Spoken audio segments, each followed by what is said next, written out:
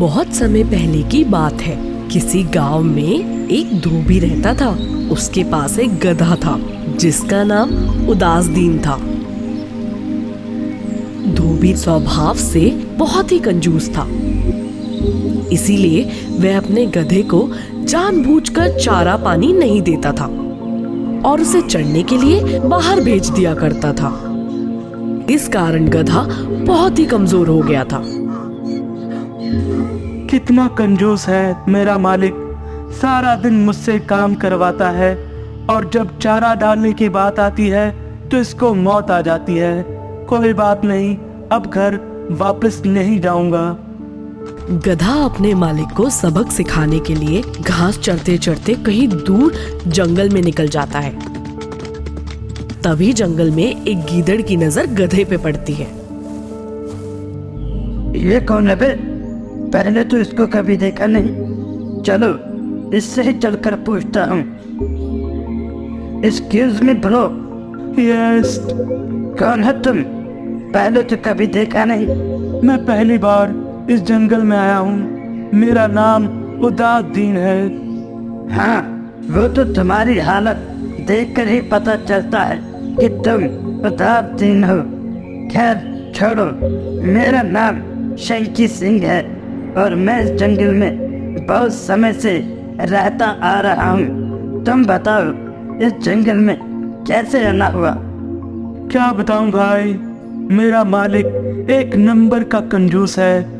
मुझसे सारा दिन काम करवाता है और खाना देने के वक्त मैदान में छोड़ देता है पेट भरने के लिए। इसलिए मैं सब छोड़कर इस जंगल में भाग आया हूँ। बिल्कुल ठीक किया तुमने। अब तुमको चिंता करने की जरूरत नहीं। मैं तुमको एक उपाय बताता हूँ जिससे तुम बहुत ही स्वस्थ और शक्तिशाली हो जाओगे। उपाय? कैसा उपाय? यहाँ पास में ही एक बहुत बड़ा बाग है। उस बाग में हरी भरी सब्जियाँ और फल लगे हुए हैं।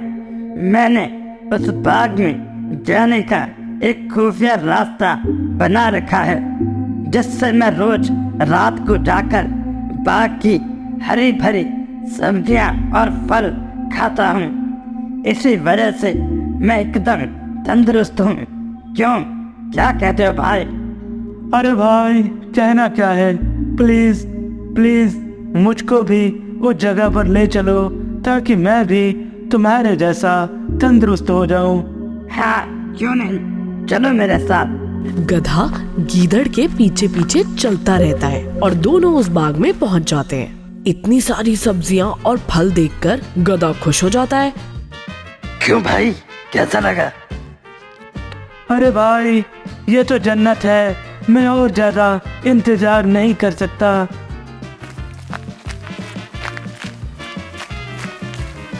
गधा खाना शुरू कर देता है और पेट भरकर खाना खाता है।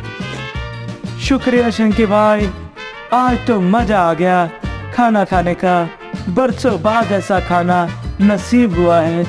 मैंने कहा था कि ये बाग सब्जियों और फलों से भरा पड़ा है।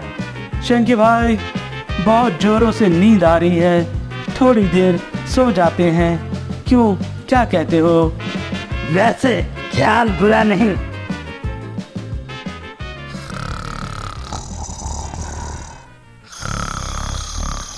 और पेट भरकर खाना खाते ही दोनों आराम की नींद सो जाते हैं।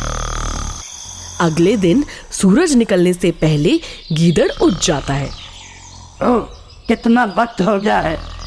इससे पहले बाग का मालिक आ जाए, हमको यहाँ से निकलना होगा। भाई उठो, हमें निकलना होगा।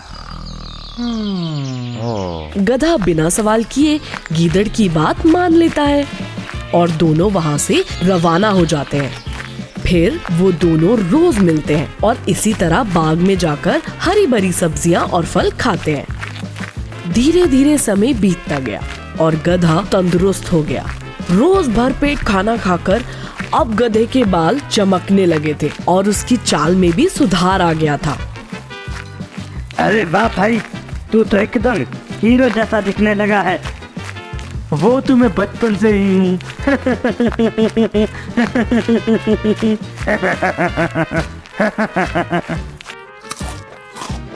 एक दिन गधा खूब खाकर मस्त हो गया और जमीन पर लौटने लगा तो गीदड़ उसको देखकर हैरान हो जाता है। गधे भाई, तुम्हारी तबीयत तो ठीक है ना? ये सब क्या कर रहे हो? आज मैं बहुत खुश हूँ और मेरा गाना गाने का मन कर रहा है। ना गधे भाई, ये काम भूल कर भी मत करना। बोलो मत, हम चोरी कर रहे हैं।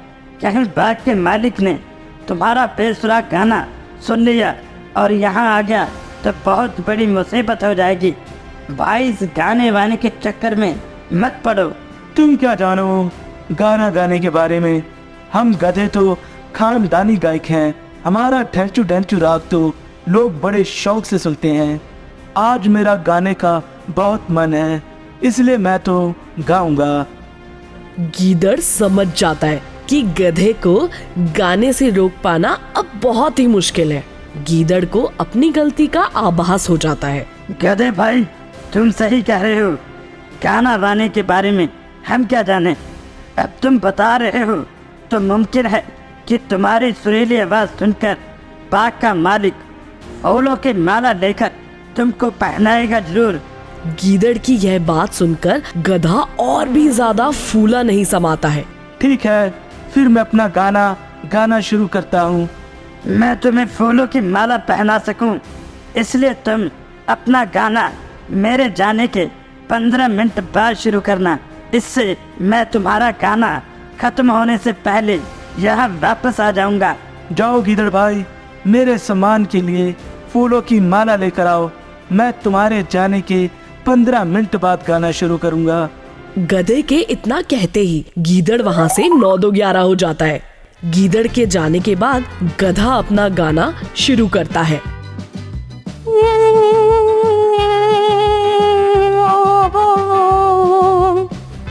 गधे की आवाज सुनकर ही बाग का मालिक लाठी लेकर वहाँ पहुँच जाता है। अब समझ आया कि तू ही है जो मेरे बाग को रोज चरकर चला जाता है। आज मैं तुझको नहीं छोड़ूंगा।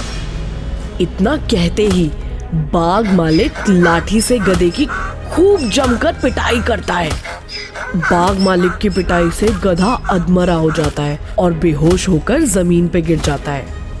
कहानी से सीख, अगर कोई हमारी भलाई के लिए कुछ बात समझाता है तो उसे मान लेना चाहिए। कभी कभी हालात ऐसे हो जाते हैं कि दूसरों की बात ना मानने से हम मुसीबत में पड़ जाते हैं।